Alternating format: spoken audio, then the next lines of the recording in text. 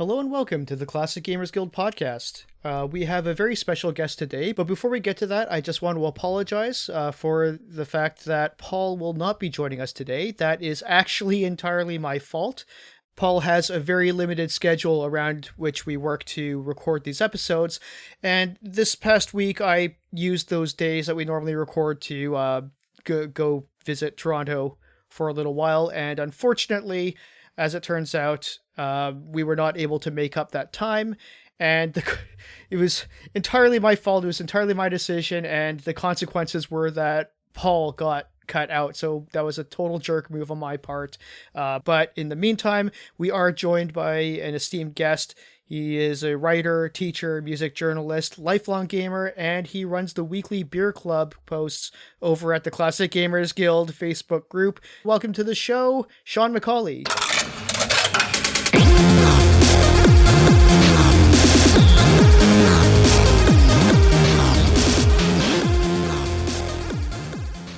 Hi. How's it going, Sean? Things are fabulous, man. Pleased to be here. Hope you're doing well. Thank you. It's great to have you on. So, I mean, you have a very interesting background. Writer, teacher, music journalist, as you say, which you actually, in the conversations you and I have had personally, you really do have a very unique view in terms of with video games compared to books. So it'd be interesting to get your perspective. I know you are a big fan of the Black Isle games in particular. I believe, if I'm not mistaken, your favorite game of all time was Planescape Torment. Oh yes, yeah. Until something better comes along, and that's kind of relatively recent, considering I've been gaming since I was like 6, maybe even earlier, since before I can remember real well. And Planescape I played for the first time, I want to say like 6 years ago. So it's still real recent for me, and I'm open-minded. Maybe something else will come along, but that's a hell of a game, yeah. Yeah, because 6 years ago, that's actually pretty late into Planescape's life, isn't it? Like Planescape came out the 90s, I believe. Yeah, I think late 90s. I think so. If I played it 6 years ago, it had been around for almost 20 years at that point. Yes, that is really impressive to know that it aged that well. Absolutely. So Planescape, this is actually one of the glaring omissions. This is a game that I've always had available for me to play, and I never actually got around to really sinking my teeth into it. I'd play a little bit. What I did play was great. I have nothing against it, but it was just, I got into it just at a time when I didn't really have the time to devote towards games, and it being RPGs, they're usually the ones that are the hardest to really complete under just in the best of times, really, but especially when you have not that much time to devote to them. So I guess take me through this as somebody who is kind of just never really gotten much further than a couple hours into the games. So into Torment specifically, let's focus mainly on Torment. Okay. But I could for sure take up an hour and a half just talking about Torment, so don't let me. But we'll see how it goes. So you have a very common relationship with Torment. It's pretty difficult to get into, even with the enhanced edition. The graphics are still kind of wonky. It's a bizarre animation style. It's a bizarre. The characters are drawn strangely. It almost has like a claymation feel to it. But the real problem, I think, is that there's everything is pretty deep, pretty complex, highly textured, and it's easy to think that the entire game is going to be like the first area. And you don't even know that the first area is really just like a room in the first area. So if you manage to make it out of the mausoleum, I think it's called, in the very beginning, which most people don't. Like I bet like 3 out of 4 people who pick up Torment today don't make it out of the mausoleum. But if you do, it's easy to think that the rest of the game is going to be like that. And it's definitely not. You have to play, like, if you're doing it without a walkthrough or something, I would suggest there's a solid 40, 50 hours, maybe 60 hours before you get out of the city of Sigil. And that's like a sixth of the game, maybe a sixth. And it really, you don't get a feel for the story arc or anything. You don't even have a feel for the gameplay until you're outside of Sigil, in my opinion. Wow. And that's like 40 hours in on a like an average non-walkthrough. Easy. Wow. That's like longer than I would spend on most games like entirely. And it's a good example of the importance of writing in games, specifically like the written word. Like, what role does it play? How does it contribute to a game's greatness, or how does it detract from it? And Torment, it's a double-edged sword. On the one hand, it is kind of the best part of the game. It almost certainly is the best part of the game. But on the other hand, that's an entirely different kind of time that you're spending with your game. Maybe you don't want to read so much tonight. You just want to grab an Xbox controller and have some fun. You know what I mean? Mm-hmm. And of course, there's different levels of literacy per gamer too. You know, doesn't make a person bad if they read a little bit more slowly than another. Some people like to take their time. On the whole, you're going to do less fighting than you are reading. I was talking with another guilder just this week, as a matter of fact, about how reading is interactive. Like how there's a whole school of thought that people get doctorates in and do research on about interactive, about reading as an interactive thing that you do. Mm-hmm. So how would you explain that for the people who... That's a whole thing. The way that it ended up getting nutshelled at the end was he asked me, when I read Shakespeare, how the hell is Shakespeare interacting with me? He's a dude that's been dead for hundreds of years.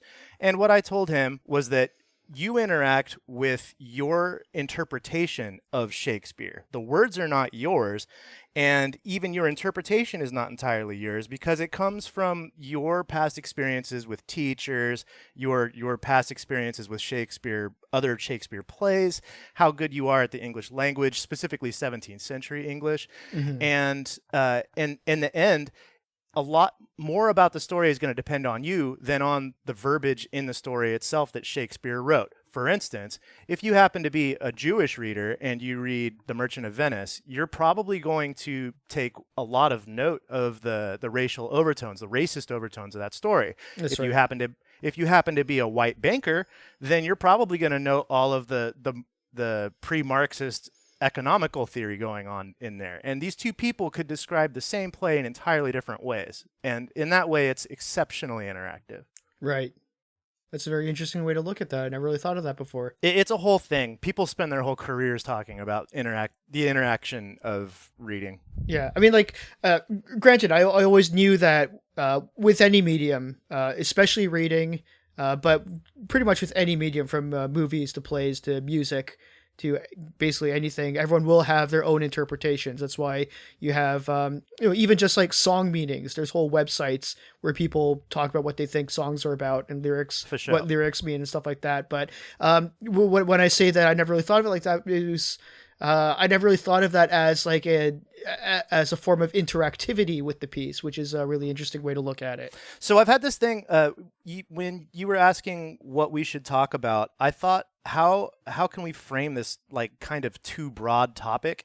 And as I was thinking about it, I thought up this kind of a timeline and accidentally stumbled on something that I think may be true. And I'd like to ask your opinion on a couple things. But so this basic timeline I have in my head is that games start, and PC games, they're Colossal Cave, they're Zork, they are Infocom, right? Because it's easier to use text than it is to do a GUI and graphic stuff, which wasn't done yet, right? Right. We can agree it starts there, right? Of course.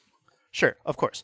So then the early graphic attempts start, and you end up with Wizardry, Temple of Apshai, Bard's Tale, Ultima, Wasteland, right? Yeah, that's right. It's essentially like D&D on paper, and it's mostly text with like an illustration here or there. Then later, you've got from Temple of Apshai and Wasteland and Bard's Tale, you get the D&D Gold Box games, Pool Radiance, Dragonlance, even the MMOs.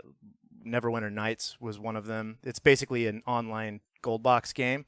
Yes. And those games were definitely mainly text. Like, you had a nice big fat picture and you could move, but there's not a lot of animation. I think that maybe there was like an illustration with like a fluttering wave or something from time to time. I really don't. Oh yeah, and you had a small character animation if you threw a knife or something. It wasn't much. And they tended towards the text. This is like late 80s, early 90s, and through the 90s. But at that same time was when all the Sierra stuff was going on. So like they take the text, the parser, and they put mostly animation on the screen, but they're still mostly dependent on text. You know what I mean? Of course, yeah. And I'm thinking of this as a big schism, because from 1990 to the year 2000, you have the D&D Gold Box, Dragonlance stuff going on, the text-heavy role-playing games, and that leads to Black Isle games, Fallout 1 and 2, Torment, Baldur's Gate, Icewind Dale, and later on the Obsidian story-driven games with voiceovers. Mm-hmm. But the other ones, the graphic-heavy ones that came from Sierra, they all lead up into the animation and graphics and voiceover heavy stuff like Half-Life and the Bethesda stuff, Rockstar Games, World of Warcraft. That's and right. So there's this big schism in the 90s where like some games, they're like, yeah, we could do graphics, but this text thing is really working out. And a lot of those games are really, really popular. And then on the other hand, the Sierra games and the more graphic heavy stuff, it's a totally different branch. And now, there's the addition of optional lore content, and that's how they've kind of dealt with that problem. Is the Bethesda games especially? They're like, well, we'll just put books everywhere, and if you're interested in reading, then you can pick one up and read it. But for the most part, none of it really determines any of the story going on. Mm-hmm. And I think that the addition of lore has kind of put the fork in the meat there. It's like that's kind of done. I don't see it coming back into that gold box era or the Infocom. I don't see reading and writing, like literal literacy, I don't see that being a necessary component in gaming anytime soon. Oh, really?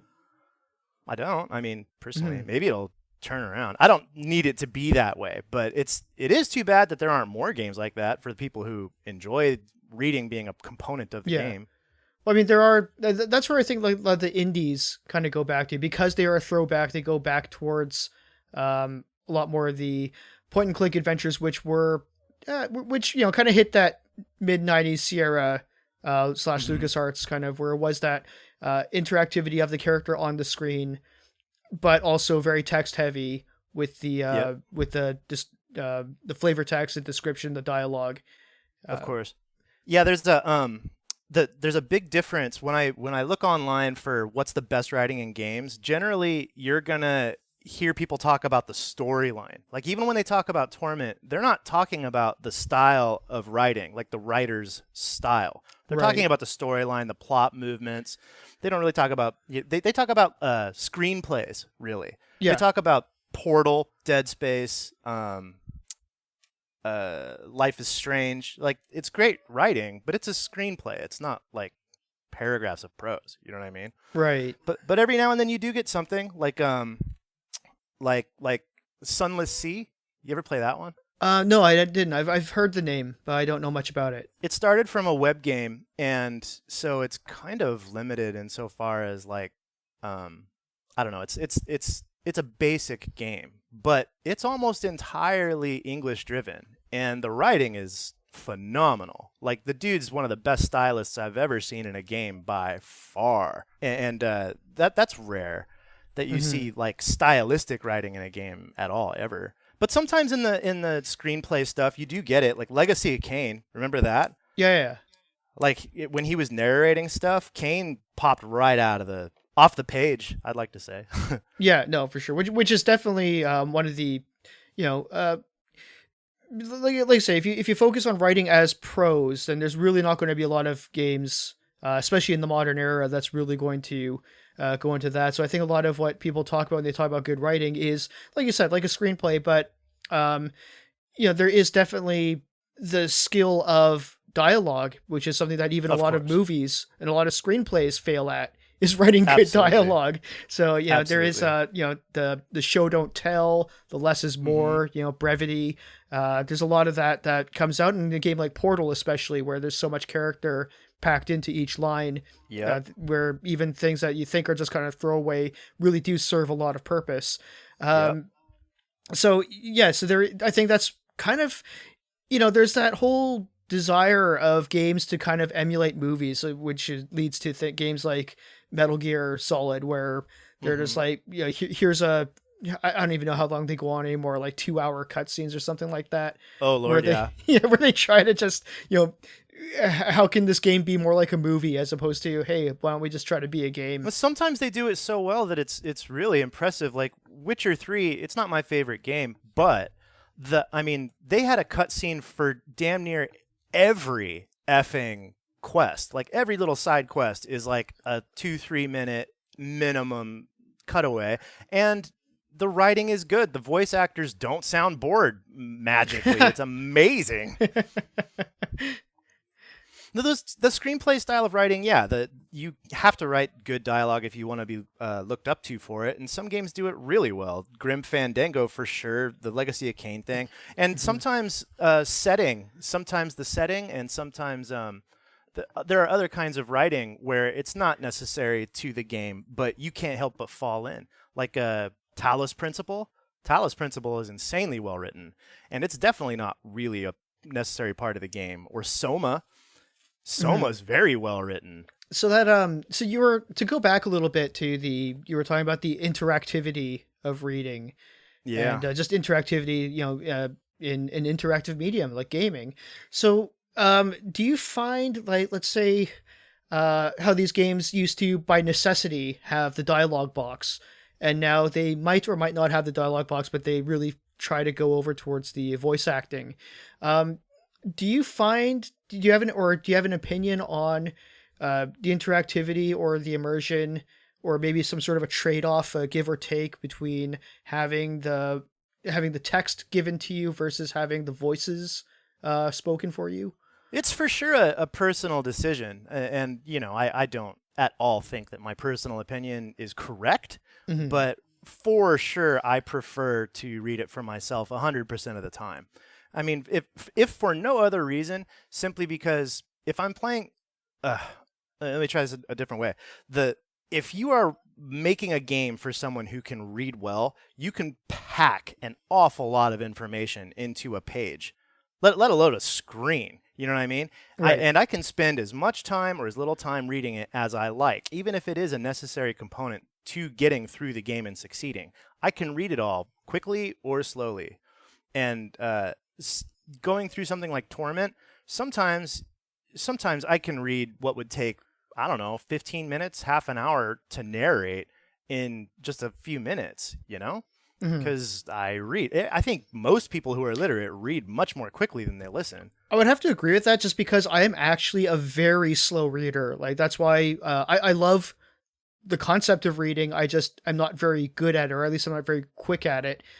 Which is why I don't really get enough time to read as much as I would really like to. Sure, But even I find myself beating the voice acting when it comes to video games. It's sort of like, they'll pop up the dialogue box, and then you hear the voice narrating it, and before they're like halfway through the sentence, I'm clicking on to see what they say next. Because and I'm a slow reader, and I'm still beating the narration. Well, those dudes, they've got they've got the cards stacked against them, those voice actors, because they don't know what they're doing. They haven't played the game.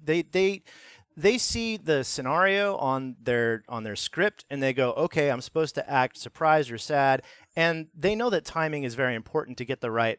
They want it to seem real, and if it's gonna seem real, these people have to talk kind of unaffectedly to one another, just going about their business. Like you and I right now aren't talking the way we would talk to most people. We're trying to fill the space and say interesting things at an interesting rate. But that's not how a conversation between two people on a porch goes.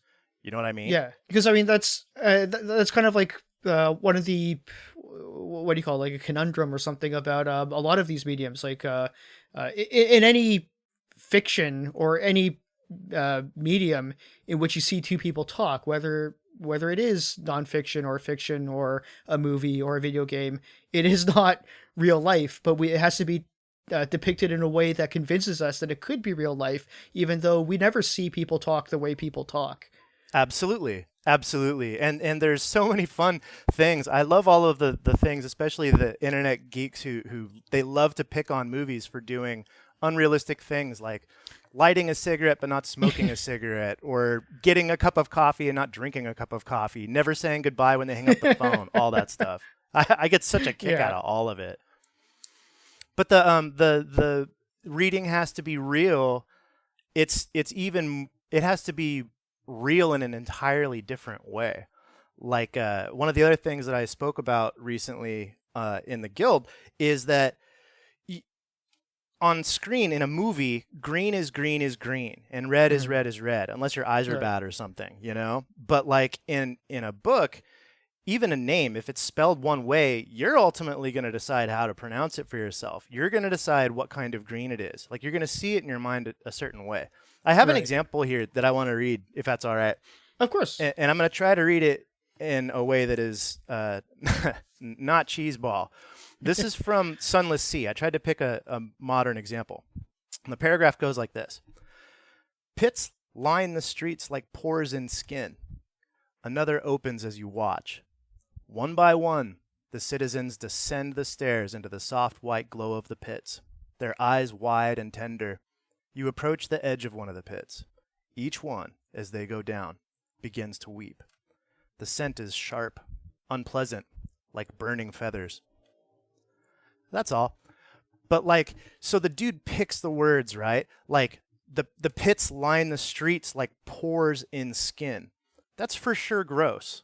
You know what I mean? Now, he doesn't tell you how it's gross. He makes you feel gross about the pits in the streets. And another opens as you watch. He doesn't say it opens fast. He doesn't say it opens slow. He says it opens as you watch. The only thing that he forces you to understand is that you are staring at the hole as it opens. And you decide all of the other details. And sometimes he can be very specific. At the end, he uses imagery. The scent is sharp and unpleasant, like burning feathers. Now, I personally don't know what a burning feather smells like, but I can imagine it, and I'm going to put my spin on that. That's like, I think, what was an example of that? Harlan Ellison's I Have No Mouth and I Must Scream, the short story. I believe there's one passage, I can't directly quote this, but I believe he describes some of the food that they're forced to eat as tasting like what was it, like pig's urine or something like that. And you know, it was something yeah, something we've all had for dinner. That you can't possibly know what that tastes like, and yet you kind of know exactly what it tastes like. Like, you kind of have that, or at least everyone will have their interpretation of exactly what that'll taste like. He wants to use the word pig. He wants it to seem gross in a piggish way. There's a voluptuousness to it in a bad way. Yeah. And the that's for sure the interactive thing, is that you have to be a part of that and make those little decisions. I guess that also reminds me, I can't remember what this was. My mind wants me to believe that it was from Doogie Howser or something. I'm pretty sure it was, but I haven't, I only saw it once a long time ago when it was on TV. And there's this one scene that actually cracked me up where I'm pretty sure it was Doogie Howser, because it was a guy who had to try what it was like for a day or a week or something to do a minimum wage job. So Doogie, we're just going to go with this. Doogie has to work at this, their version of McDonald's. And he can't upsell fries to save his life. Oh, I remember that. Yeah, and he keeps trying, like he really wants to figure out how to do it. So he keeps asking, would you like fries with that? But through trial and error, they do this little montage of him asking, would you like fries with that? But every single time he emphasizes a different word. And he goes down. Right, would you like fries with that? Yeah. And yeah, you can try this yourself in your head, those who are listening at home or wherever you may be. But every single time he emphasized a different word in the sentence, it always had a very different meaning or like a different delivery every single time he did it. And would you like fries with that? Yeah. And so, that kind of really feeds into what you're talking about, where so if you just read it on the screen, you just see the words, would you like fries with that? And it's like up to your head how that line really gets delivered, because everyone will read it. Like, the first time you read that line, you might think it says, would you like fries with that? Whereas maybe the first time I read it, I might say it as, would you like fries with that? Yeah. All those things matter, man. Writers, they're very particular about that stuff. The guy that writes The Sunless Sea, I don't know his name, which is kind of a shame. I should have looked it up. But he likes to fool around with commas an awful lot. He's totally unafraid to put a comma in a certain place to make you halt before you say the next word in your mind.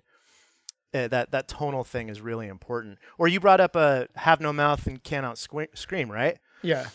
It's funny, in the computer game, I don't know if they took the script from the story or not, but when the Neanderthal guy, you have an option to eat one of those prickly fruits, if you remember. And if you eat the fruit, then the voice actor, he does the voice of the guy kind of choking on it as harch, which is super ridiculous. Like on the page, it was probably like harch, exclamation point, harch, exclamation point. Yeah. And I guess that's what Harlan Ellison thought that choking sounded like or something. Yeah. I don't know. Yeah. The older people, like, he's, bless his soul, he's passed away recently. That's right. He was fairly recently.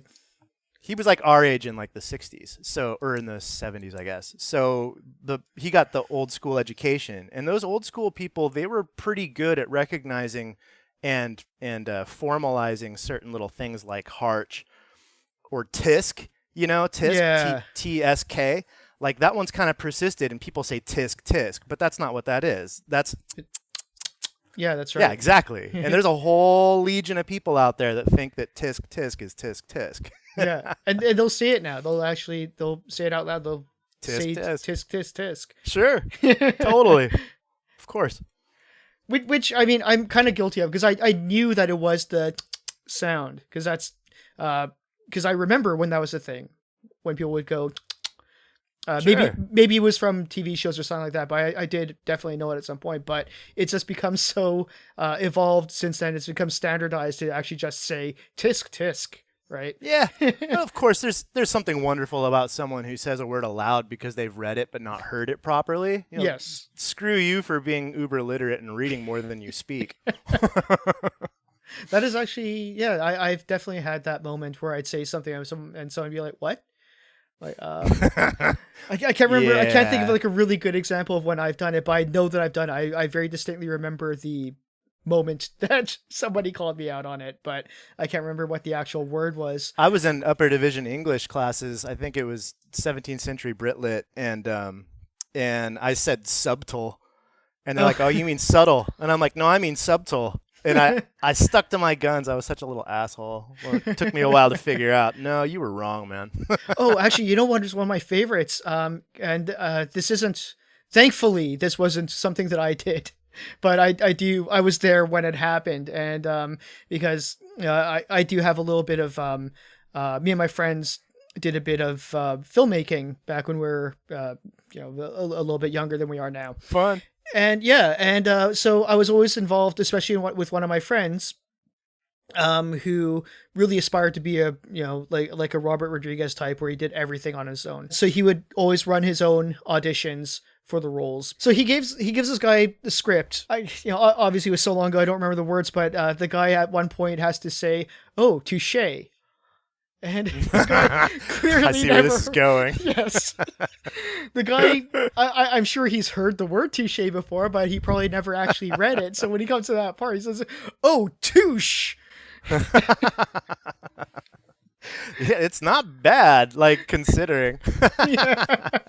When you ask me about how I feel about voiceovers versus the dialogue box, or like dialogue written in a game in general, what really bums me out is that, like, okay, so Infocom. Anyone who has appreciated an Infocom game, they know that they're well written, right? Mm-hmm. But like, so Zork is well written, but then you play Hitchhiker's Guide, which is actually written. The game is written by Douglas Adams, a writer who worked in radio and then traded up to books. But like, dude, the difference that the expertise makes in those two games. It's like, Zork is fantastic. I'm not crapping on Zork. Zork is 100% amazing. But the Hitchhiker's Guide, it's like, oh, this is how a pro does it. This is how the words go on the page. You know what I mean?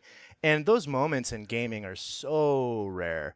Look at the one we've been talking about, the have no mouth, I must scream. Like, Ellison, I don't think wrote broad swaths of that, but he for sure had his stuff quoted in there. Yeah, he was involved in it for sure.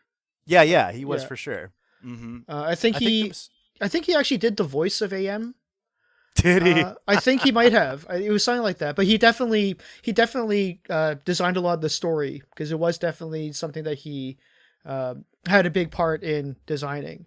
Yeah. Oh, you know who else I have to call out too is the Callahan's Cross Time Saloon guy too, Spider Robinson. Right. Yeah, the writing in that game's insanely good too. There's a really good blend of graphical and voiceover and written. That one's highly literate. Mm-hmm. That's actually, I guess now it's not the most related, especially to gaming, but I guess now it's fairly relevant to bring up that one of my favorite books is actually Alice in Wonderland, and a lot of people a lot of people have that sort of reaction. They're like, oh, why that one? And specifically that one, not Through the Looking Glass. Actually, that's one distinction that I really wanted to make was that it was Alice in Wonderland, not necessarily Alice's Adventures in Wonderland, which includes Through the Looking Glass. Right. And what it was is the Alice in Wonderland really showed the art of the written word and how it completely differentiates itself from the other mediums. And one of those things that he does in Alice in Wonderland is using the method of reading the words on the page as a very deliberate, the timing of the delivery of information to you is line by line. So there's a part where Alice comes across like a fish in a uniform. And I can't possibly come anywhere close to reciting off heart, but he basically says like, if Alice were to describe this person based on what he was wearing, it would be a soldier. But if she were to describe what the person looked like, it would be a fish. And it's just like, it kind of like really controls how much and exactly when you receive information.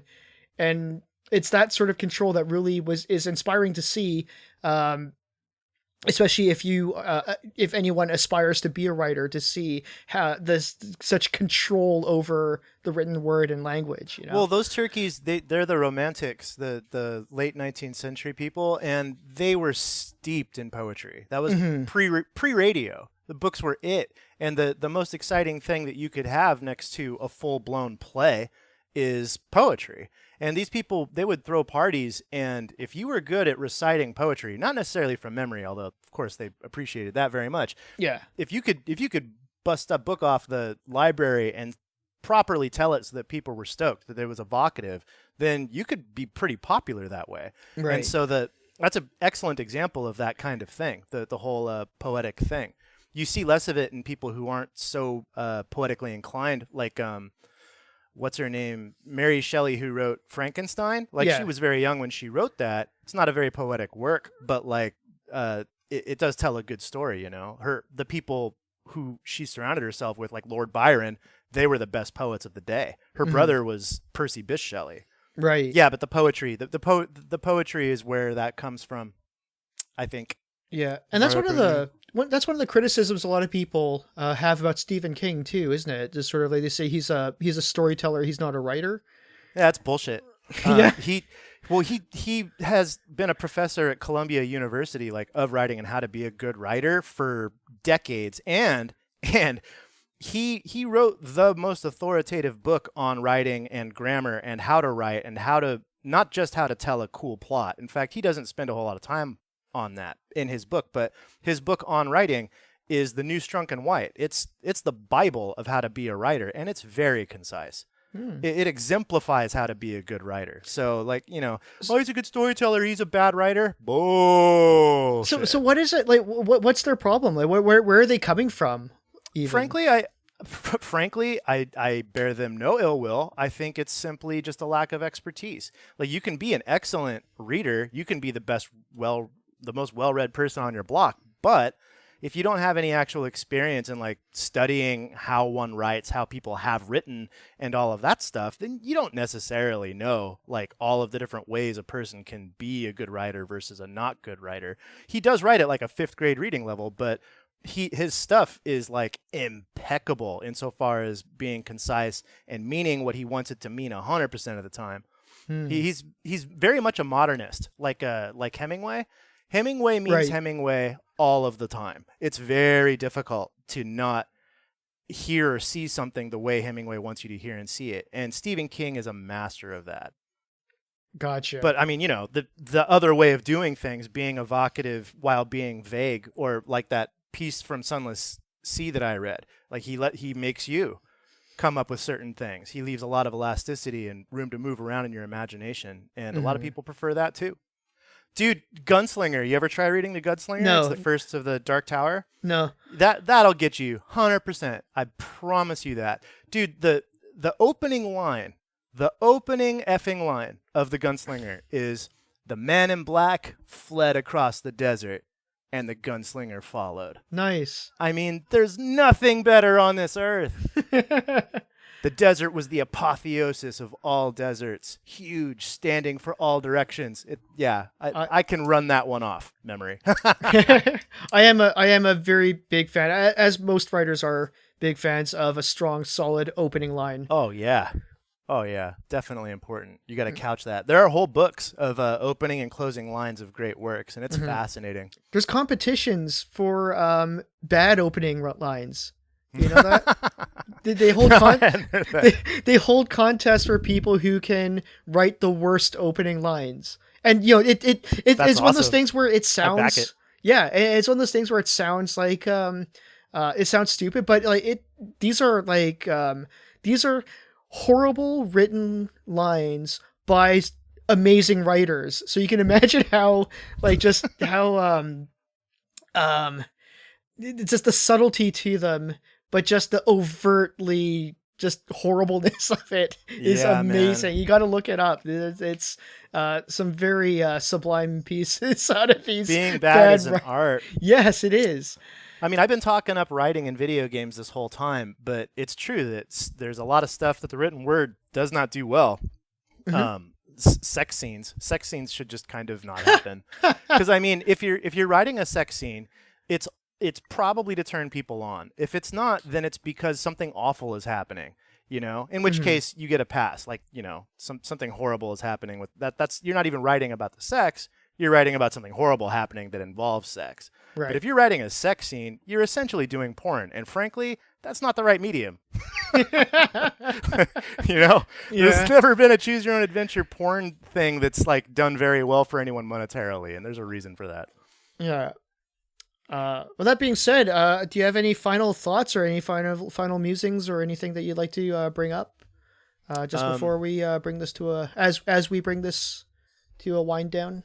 I don't think so. I think we've talked an awful lot about English and the written word in games. I'd like to see more of the written word in games for sure, because like I said before, I really wish we could have the great writers putting great writing into games in a meaningful way. And I don't necessarily mind. In fact, I really miss having to read to get the puzzles correct, like having the reading be a part of the game. Mm-hmm. And I think that it's avoided because some people think that it's not fair to force people to read. And frankly, that's not how our society works. Like, we do literally force people to read. That's what the public education system does. Right. It's cheaper to get a good writer. And there's more access to good writers now than has ever been before. And if you know any writers, ask them how much they work for. It'll make you cry. It'll make you cry. Yeah. So game devs out there, I'm telling you, look for the good writers. Make something around that. It's awesome. And it's awful that it's not done more often. Yeah. Do you have any do you think that there is a particular genre that's accessible to the modern audience, since adventure games are becoming a very niche thing. Uh-huh. Do you think there is any particular genre these days that could really revolutionize the written word? Well, that's an interesting idea, how it could come around. Mm-hmm. Well, Sunless Sea did it in a way where the reading is never boring, because it's almost never more than like 3 paragraphs at a throw, which pretty much everyone is willing to digest. But how games could turn around and affect the written word, or do it in a new way. I mean, I've never thought about that. I'm positive it could be done. Mm-hmm. I think that probably the trouble will be that you'll end up with a Life is Strange situation where people basically get a walking simulator, and it's a choose your own adventure book, and it's extremely well written, but you're not really able to do exceptional writing if you have to leave all of these open ends. Like, Right. when you think about the great writers, you do tend to think of the Oscar Wildes and the Hemingways. You don't talk about Edward, what's his name, that made Choose Your Own Adventure books, or Gary Chalk and Joe Deaver, who did Lone Wolf. You know, they're fine writers. Right. They're fine writers, but they can't tell their story if you're deciding how it goes. It screws up the timing at the very least. Yes. Like you were talking about Lewis Carroll and Alice in Wonderland. That if he weren't allowed to time everything exactly so, it wouldn't have the proper effect. The jokes wouldn't be funny. That's right. That's why I've probably never enjoyed I've never enjoyed a movie based on Alice in Wonderland nearly as much as I enjoyed reading the book. Hyper literary story. Hyper literary. I bet Absolutely. that sooner or later someone will come around and do it. Like, no one's worried about books going out of style. Like, reading is an entirely different animal from gaming, and I think that Of course. I think that gaming kind of wants to be its own thing. It doesn't want to have to depend on movies. It doesn't want to have to be compared to them. It doesn't want to have to depend on writing. It doesn't want to have to be compared to books. But it doesn't have any problem whatsoever incorporating great music. So what's the relation? What are we supposed to take from that? I don't know. It's an interesting question. It is. Oh, you know what? There is a game called